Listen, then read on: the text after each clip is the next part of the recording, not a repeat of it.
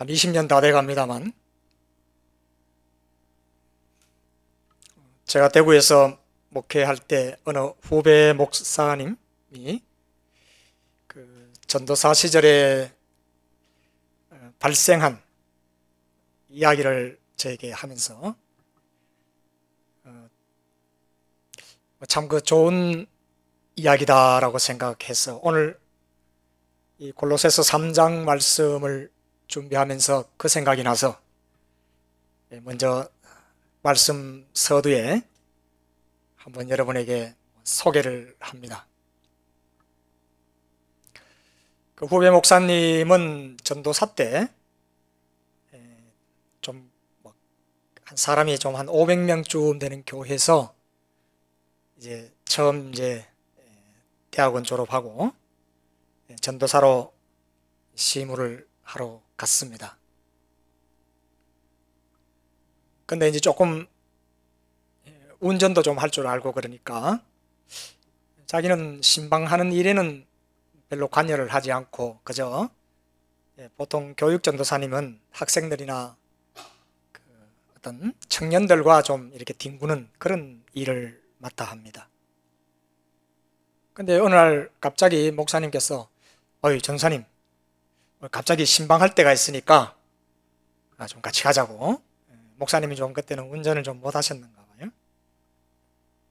그래서 이제 이 후배 전도사님을 모시고 같이 어느 권사님 댁에 신방을 했습니다. 그래 뭐 따라갔으니까 가만히 있으면 되죠. 목사님 이제 예배 인도도 하고 그리고 이제 집에 왔습니다. 그리고 한 주일이 지났어요. 그래서 뭐 이렇게 자기 가방을 이렇게 열어보니까 아우 그때 신방 마치고 그 권사님께서 나에게 봉투를 2개를 이렇게 주시면서 뭐라고 한 말은 있는데 그걸 그냥 귀담아 듣지 않고 가방에 넣어놨다가 가만히 보니까 가방 속에 아직도 그게 들어있는 거예요. 아유, 큰일 났네. 그래서 이제 이 전사님이 좀 당황한 나머지 야 이거 어떻게 하나 하고 이제 한번 그 봉투를 이렇게 열어봤습니다. 열어봤더니 이제 약간의 적지 않은 금액이 들어있는 거예요. 아마 이제 우리가 다 잘 아시대로 아마 신방감사 헌금인 것 같습니다. 그런데 2개였어요. 그러니까 경험이 별로 없는 전사님이 이걸 누구를 드려야 되는 거지? 그래, 가만히 생각하니까 1개는 분명히 목사님이 오셨으니까 목사님 감사합니다 하고 이제 좀 목사님께 드리는 거고 하나는 내한테 준 것 같기도 하고 아닌 것 같기도 하고 전도사가 뭘 잠시 이렇게 따라왔는데 교회에 아마 감사헌금 드리라고 나에게 줬나? 교회 감사헌금 같으면 권사님이 뭐 자기 자녀들에게 주고 그러면 되는데 하면서 여러 뭐 복잡한 건 아니지만 생각이 나는 거예요. 그러나 제일 중요한 건 목사님께 드려야 되는 거란 말이죠. 한 주일이 지나니까 목사님도 뭐 꼭 뭘 뭐 하면 뭐 그런 뭐 예의가 있다 그런 거는 없잖아요. 근데 이제 이 전사님은 빨리 가야 된다. 왜 그때 권사님께서 우리 나올 때 봉투 준 걸 목사님이 보신 것 같기도 하고 이거 큰일 났다 이거. 그래서 이제 어떻든 목사님께 갖다 드리면서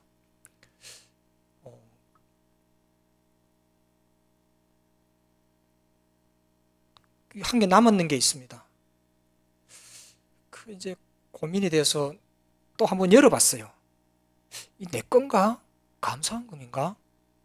그때는 똑같은 금액이에요. 뭐 일반적으로 뭐 $100라고 합시다. 그 한국 돈으로 10만 원인데 이 10만 원을 똑같이 넣었어. 그러니까 이 전사님이 내가 목사님하고 전도사님하고 주면은 차이가 날 텐데 그렇잖아요? 이거 교회에 갖다 넣어야 되는가 보다 하고 안 되겠다. 가서 물어보는 게 제일 낫겠다. 그래서 갔어요. 권사님한테.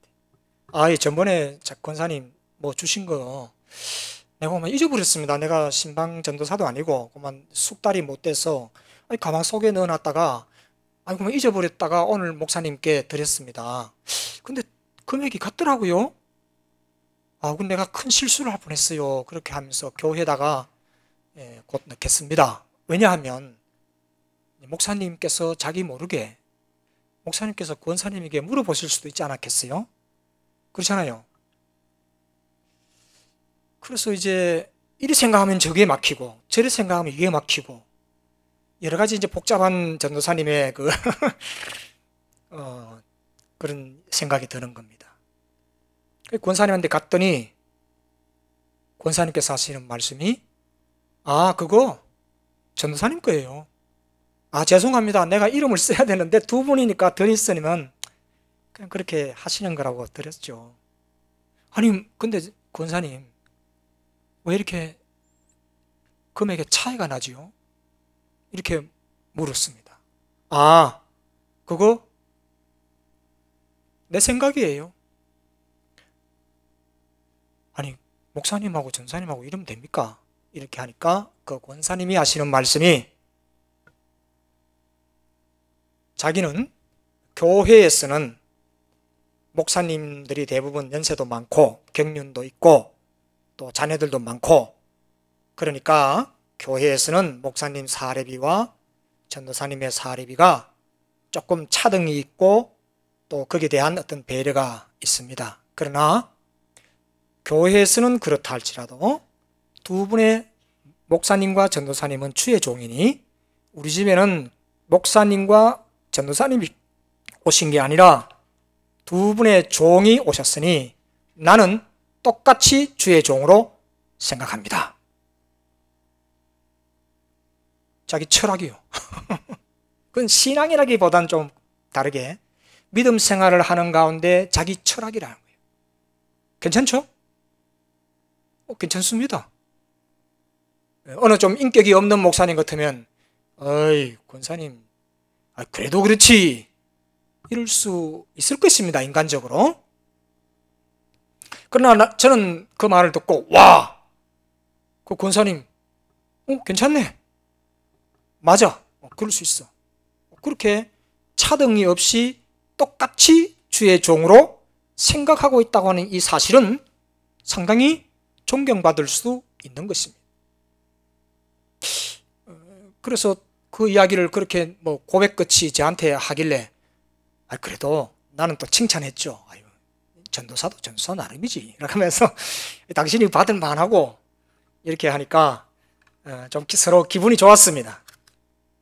옛날 이야기를 그렇게 하면서 어떤 권사님에 대한 자기에 대한 그 사랑을 이야기하는 걸 들었습니다. 어떻든 이 전사님은 거기에 대한 어떻게 보면 좀 잘 흔하지 않는 이야기지만 감동을 먹고 좀 가슴이 좋았다 그렇게 말하는 걸 들었습니다.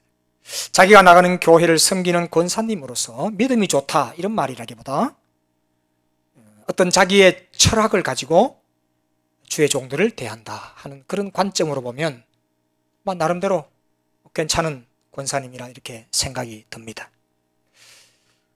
우리가 어떤 일을 할 때 주의 종들뿐만 아니라 우리 세상의 모든 일을 할 때 이것이 하나님이 나에게 시켰다 하는 생각을 가지면 이건 막스 베버가 그런 말을 했습니다. 모든 일은 하나님이 불러서 시킨 일이다. 뭘 하든 아무리 천하든 모르겠어요. 거지가 동냥을 하는 것까지 그게 직업인지는 모르지만 그건 직업은 아니겠죠. 잠시 그런 일을 하겠지만 하나님이 불러주셨다. 보케이션이 하나님의 모든 일을 불렀다. 누가 교회에서 어떤 일을 하든 간에 세상에서 어떤 일을 하든 간에 천한 일, 사람들이 알아주는 박수치는 일, 이 모든 일에서 하나님이 일을 한다라고 하는 그런 나름대로 철학은 정말 우리 교회 역사에 아주 중요한 하나의 신학이며 하나의 믿음 생활에 교회 생활에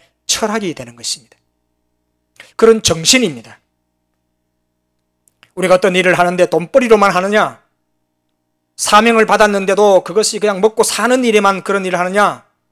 우리는 그 일을 하면서 하나님의 믿음을 가지고 일을 하면서 항상 우리는 이 일은 하나님이 내가 이렇게 일을 하게끔 하신 거야. 하나님이 나에게 소득을 주셨어. 그러면 거기에는 돈뿐만 아니라 사명감이 있으면 그 길이 정말로 임무가 되고 의무가 되고 하나님이 불러 시키신 일인 줄로 믿습니다. 그렇게 세상 일을 해야 돼요. 교회 일도 마찬가지입니다. 자, 우리 한국 사람들이 잘 아는 이 사 있습니다. 목사, 무슨 판사, 검사, 그 다음에 변호사, 이 사자가 있는데 우리 한번 쭉 내려다 한번 프로젝트에 넣어 주십시오. 사. 어떤 사람은 집사할 때 이 사를 씁니다. 집사할 때 교회 집사가 뭡니까? 디콘인데 디아코니아라고 하는 헬라어에서 왔습니다. 디콘이라고 하는 말은 사예요. 어떤 일을 하는 겁니다. 시킨 일을 하는 거예요. 생각 안 해도 돼요. 내가 왜 이걸 하지? 그게 아니에요. 시킨 일의 리스판스예요. 사, 이런 말이에요. 집사, 집자는 무슨 말인가 하면 잡을 집이에요. 집요하다 할 때 집자입니다. 잡아서, 일을 잡아서, 시킨 일을 잡아서 일을 그냥 하면 돼요. 그게 집사예요. 거기에는 물론 생각도 해야 되고 내가 왜 이런 일을 해? 이게 아니에요. 하나님이 이 일을 하게 하신 집사로서 일을 잡고 종각 위로 올라가라면 가는 거예요. 위험한 일 같으면 남을 시켜야 돼요. 잡아서 하는 겁니다. 집사예요. 다른 사자 많이 붙일 수 있습니다. 이 판사, 검사 할 때도 1번 사자예요. 두 번째 사가 있습니다. 하나님이 일을 할 때 사, 이런 사자는 교사, 목사 할 때 이런 사자를 붙입니다. 그럼 목사, 사자, 이 사자는 뭐냐 하면 일단 이 사자를 붙이는 자에게는 공부를 해야 돼요. 그래서 나름대로 거기에 전문적인 어떤 공부를 해야 되는 사람을 사 그럽니다. 근데 공부만 하면 되느냐? 아니에요. 거기에는 사회성이 있어요. 그러니까 거기에는 사명이 있어야 된단 말이에요. 교사도 먹고 살기 위해서 교사하는 게 아니라 거기에 애들을 가르친다고 하는 사명이 있어야 돼요. 그러므로 교사라고 하고 목사라고 하는 거예요. 배워서 사명을 가지는 거예요. 어떤 부름, 어떤 지식, 어떤 하나님의 부름을 따라서 그가 그 어떤 이데올로기든 그가 하나님이든 그가 시키는 일을 하는 거예요. 집사와 비슷한 거지만 조금 더 전문성을 가지는 걸 이 사자를 붙입니다. 그 다음에 사자가 있습니다. 이 사자는 검사, 판사할 때는 이 사자를 안 붙입니다. 이건 변호사라고 할 때 사자를 붙여요. 선비예요. 그럼 선비는 뭐냐? 이것은 판사, 검사는 이건 자기 생각을 가지면 안 돼요. 이 사람 이제는 20년을 때려야 되는구나. 이 사람은 무기징역을 해야 되는구나. 이건 더 보태는 거예요. 안 되겠네, 이 사람. 이 사람이 안 되겠어. 이러지만 선비사를 하는 변호사라고 하는 것은 검사님, 판사님, 그래도 이 사람은 어쩔 수 없는 상황에서 그런 죄를 지었습니다. 이렇게 뭐라 그럴까요? 뜻을 이야기하는 거예요. 이 사람은 그래 살면 가족이 죽어요. 라고 하면서 여러 가지 변명을 대면서 판사에게 호소하는 걸 가지고 붙일 때 선비같이 그런 덕스러운 마음, 판사는 덕스러운 마음 가지면 안 됩니다. 검사가 덕스러운 마음 가지면 안 돼요. 고지고대로 해야 되는 거예요. 그런 사람을 일을 하는 사람이라 그래요. 나라 일을 하잖아요. 그러나 변호사는 그렇지 않습니다. 도와주려고 하고 저 사람 처지가 어렵습니다. 무기징역을 하면 안 됩니다. 저 자식이 다 죽습니다. 뭐 이런 식으로 뭐 더 좋은 말을 하겠죠. 어떻든 이렇게 선비같이 그렇게 말합니다. 그것을 가지고 어떤 뜻을 가지고 호소하는 겁니다. 안중근 의사 이러죠. 그때 사자를 저렇게 붙입니다. 저 사람은 죽였지만 대한의 자유와 어떠한 독립을 위해서 총을 쐈습니다. 그러니까 저 사람을 애국심을 가진 의사이기 때문에 우리는 의사라고 존칭을 해주는 겁니다. 그런 겁니다. 일마다 다 달라요. 이런 생각을 해봅시다. 태극기 파는 사람이 있습니다. 태극기를 파는데 언제 어떻게 파느냐에 따라서 전혀 다릅니다. 자, 옛날에 여러분 시골에 살 때 자전거에다가 화장품 같은 거 이렇게 뭐 몇 개 이렇게 싣고 마을마다 자전거 타고 이렇게 오르시는 분이 있어요. 일주일에 한 번씩 오시는 분이 있습니다. 그 뒤에 보면 조그마한 태극기도 한 몇 개 갖다 놓고 가지고 팔아요. 이 사람은 태극기를 팔긴 팔아도 애국심은 없어. 그러잖아요? 그냥 이 1,000원짜리 태극기를 팔면 그냥 1,000원 받고 다음 또 태극기를 이렇게 싣고 오면 돼. 그러나 이 사람이 만약에 일제시대 때 태극기를 팔아보세요. 팔지도 않을 겁니다. 일제시대 때 태극기를 누구에게 줬다 합시다. 자기 목이 달아나요. 똑같은 태극기를 주거나 팔아도 그 시대와 그 내용이 다를 수 있습니다. 어떤 거는 목숨을 걸어야 돼요. 어떤 거는 이게 뭔지도 아무것도 몰라. 주만 돈만 받으면 돼. 똑같은 태극기라도. 그렇죠? 똑같은 일을 해도 이건 하나님께서 나를 불러서 하셨다는 것하고 이건 내가 그냥 막 팔아서 그냥 머니만 내가 가지면 된다라고 하는 그런 생각도 없잖아 있겠지만 하나님께서 정말 막스 베버는 정말 기가 막힌 신학을 만든 겁니다. 모든 세상의 일은 하나님이 불러서 시켰다. 할렐루야. 여러분이 어떤 천한 일을 하시더라도 이건 하나님이 하셨다. 그거 내 일하는 거 너무 괴로워요. 못하겠어요. 바꿀게요. 괜찮아요. 목사가 마음대로 그렇게 뭐 하지 마세요. 하세요. 할 수 없잖아요.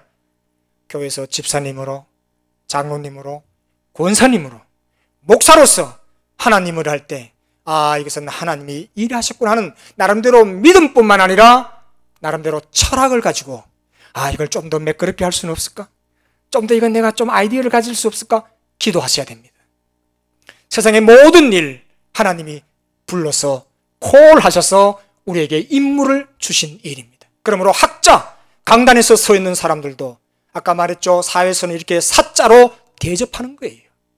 여기는 어떤 책임감이 있고 리스판스가 있고 리스판스빌리티가 있는 것입니다. 그렇습니다. 아까 그 권사님 나름대로 괜찮잖아요.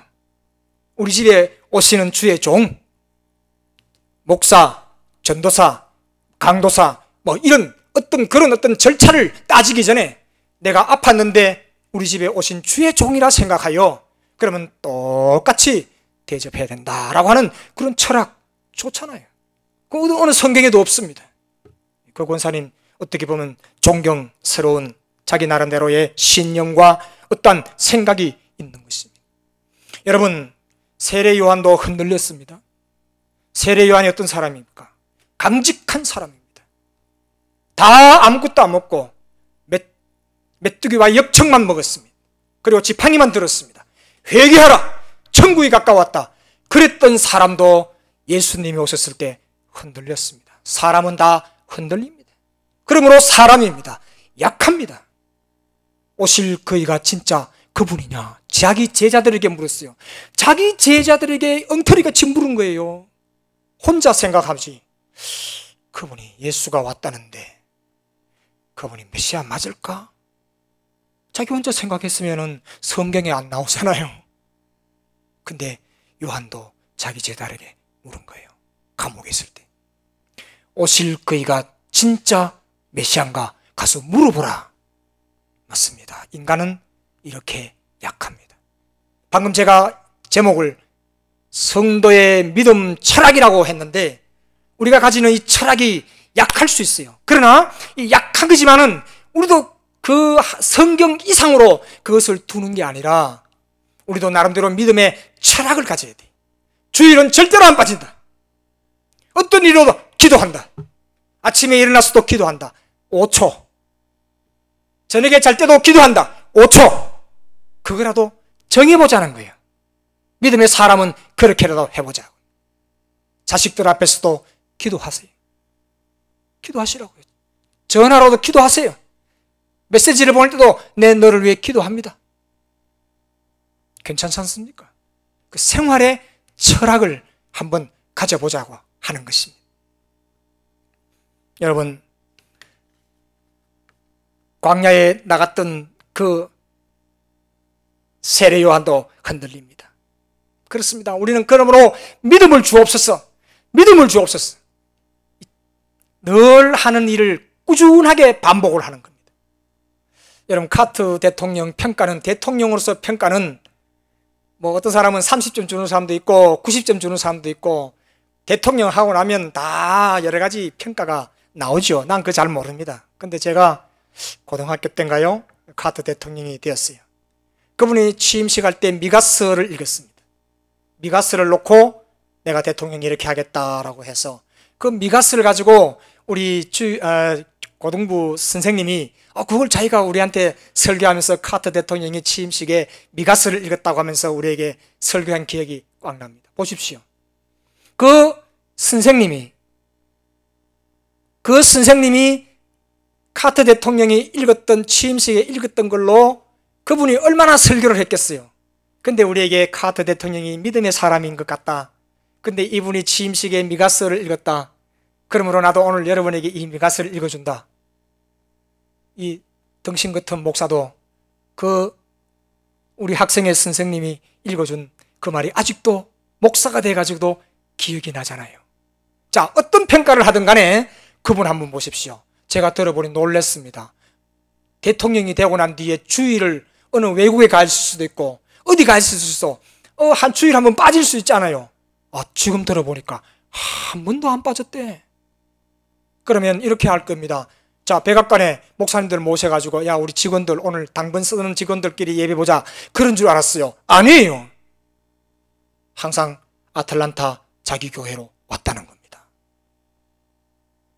그가 대통령으로서 어떻게 했든 간에 믿음의 사람으로서, 하나님의 자식으로서, 하나님의 아들로서 그 카트 대통령이 아마 이랬을 겁니다. 나는 세상을 다 미국이 끌고 나갈 내 능력은 못 돼. 아마 그거부터 인정하니까 하나님 도와주십시오라고 하는 마음이 생기지 않았겠습니까? 그럼 내가 대통령 퇴임 후에 뭐를 가지고 나를 그래도 잘했다고 박수 받을 거냐? 그것도 아니에요. 믿음으로 자기가 주일학교 했든지 학생회를 가르쳤든지 자기 교회 끝날 때까지 출석했고 지금도 출석하고 있다고 하는 사실입니다. 어떻든 간에 철학이 있는 거예요. 믿음에 철학이 있는 거예요. 그거는 율법주의자가 아닙니다. 무조건 교회 가야 된다, 안식일을 어기면 안 된다 하는 그 마음도 그 속에 있지만, 그러나 교회 생활하고 어떤 그분이 집사님인지 모르지만 그 집사님으로서 그 교회를 충성한다고 하는 것을 대통령이 이 정도 하면 혹시 교회에 조금 더 어떤 메시지가 아니겠나 하는 그런 마음까지 합해서 그 일을 꾸준하게 어려운 일이 있더라도 외국에 나갈 수도 자기 교회 오고 어딜 가도 자기 교회 오고 얼마나 귀한 일입니까? 철학이 있는 거 아니에요? 그렇습니다. 태극기 아까 장사 이야기했는데, 여러분, 한국이라고 하는 말을 할 때도 있고 대한민국이라고 하는 말을 할 때도 있습니다. 성경에 보면 히브리라고 하는 말이 나오기도 하고 이스라엘이라고 하는 말이 나오기도 합니다. 근데 연구해 봤습니다. 히브리는 언제 쓰고 이스라엘이라는 말은 언제 쓰느냐 딱 봤더니, 히브리는 자기가 배고프고 애굽에서 노예 생활하고 할 때 그때는 히브리라고 쓰고, 그리고 그 다음에 자기들이 가나안 땅에 들어와서 살았을 때 좀 배가 부를 때는 이스라엘이라고 하는 말을 쓰는 것을 발견했습니다. 여러분 언제 한국이라고 그러고 우리는 대한민국이라고 합니까? 한국은 기분이 좋을 때 하는 말이에요. 한국은 기분이 좋을 때 한국 가요? 나 한국 가! 이럴 때는 한국이라 그럽니다. 근데 언제 여러분 대한민국이라고 했습니까? 대한민국은 언제 하느냐? 욕할 때 합니다. 대한민국 꼴보기 싫다. 그때 사람은 자기도 모르게 대한민국 그럽니다. 대한민국 내가 다시는 돌아보는가? 여러분 비행기 타고 여러분이 한국이라고 하는 말을 했습니까? 대한민국이라고 했습니까? 대한민국 다시는 안 가. 그랬을 겁니다. 욕할 때 대한민국, 아유. 근데 또 우리가 기분 좋을 때는 한국, 나 한국 가 그러잖아요. 그런데 놀라운 일이 생겼습니다. 이 사람들이 다 이야기할 때 우리도 마찬가지예요. 우리 익준이가 귀여울 때는 익준아, 아유 그랬나? 아유 엄마 없을 때 청소도 했네. 익준이. 야, 그런데 우리 익준이가 말도 안 듣고 성적이 떨어지면 신익준! 너희 자식 보세요. 사람이 야단칠 때는 이름을 성까지 다 붙여요. 그런데 사랑스럽고 예쁠 때는 이름을 부르는 거예요. 우리나라도 한국이 있고 대한민국이 있어요.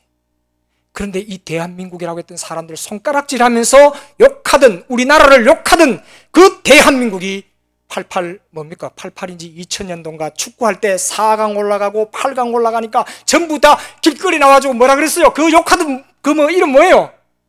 따라합시다. 시작.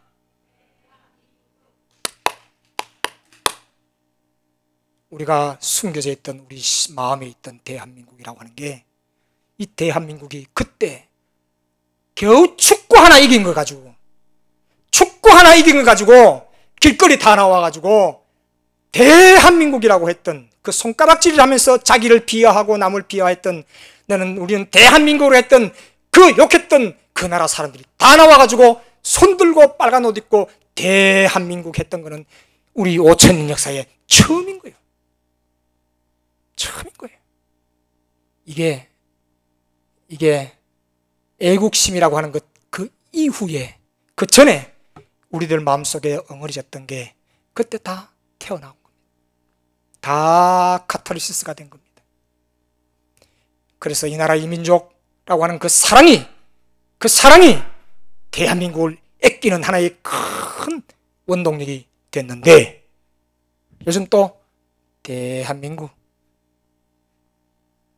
성경이가 아니고 신성경 이름까지 성까지 다 붙이면서 이렇게 또 되고 있는 것 같습니다.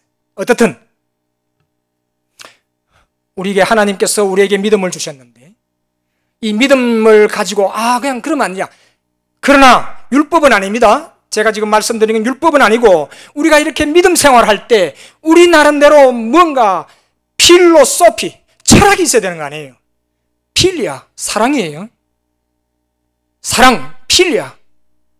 이 어떤 사랑을, 철학을 우리가 믿음 생활하면서 가져야 되는 거예요. 나는 어떻게 하든 간에 주의를 지켜. 어떻게 하든 하나님께 헌신을 해. 어떻게 하든 내가 교회를 사랑해야 돼. 라고 하는 그런 나름대로 믿음의 철학이 있어야 될 줄로 믿습니다. 내 교회예요. 내가 다는 교회요. 여러분, 세상에 어느 교회가 제일 좋습니까? 내 교회예요. 내가 다니니까 내 교회가 제일 좋지. 안 그렇습니까? 여러분, 밖에 나가서 때로는 아주 친한 친구에게 자기 옆 사람 욕할 때가 있습니다. 그러나 어디 가도 그걸 조심해야 돼. 자기 사랑하는 사람 아니? 자기 사랑하는 사람이. 이제 알았습니다. 오늘 말씀에 골로새서 3장 1절에 위의 것을 찾으라. 위의 것. 믿음의 사람들이요, 조금 더 위의 것을 찾으라. 목표가 고상하면 인격도 고상해집니다. 목표를 세상에다가 갖다 놓으면 위에 계신 하나님이 섭섭해 하십니다. 돼지 한 마리가 지나가다가 눈에 어떻게 감자 같은 걸 하나 봤어요. 먹었어요. 그 돼지가 왜 자꾸 땅을 파는 줄 알아요? 돼지가 감자 땅에 떨어져 있으니까 감자가 땅에서 나오는 줄 알고 땅만 파재끼는 거예요. 내가 감자라고 했는 말이 표현이 잘못됐어. 맛있는 감이 떨어졌어. 감이 하늘에서 떨어지는데, 나무에서 떨어지는데 감자를 파듯이 파는 거예요. 감은 위에서 옵니다. 위의 것을 찾으라.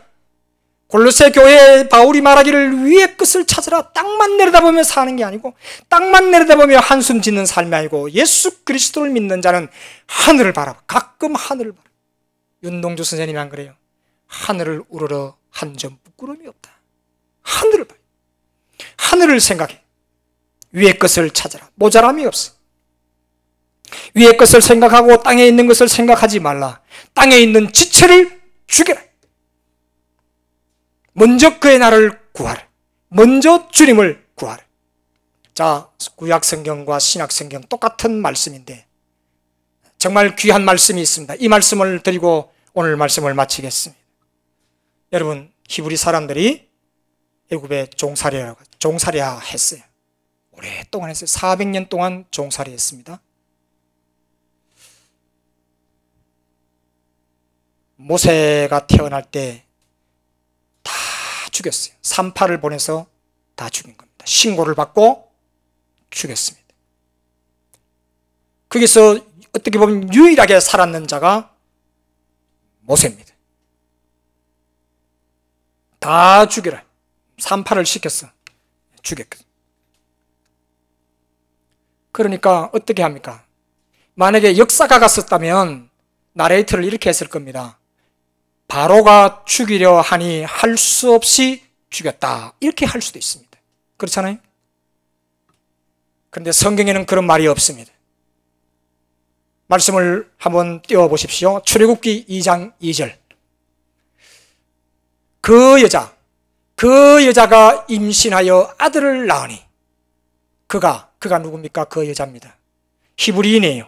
히브리인 그녀가 잘생긴 그 아들이, 그러니까 모세를 낳았는데 그 모세가 잘생긴 것을 보고 석 달 동안 숨겼으니 라고 했어요.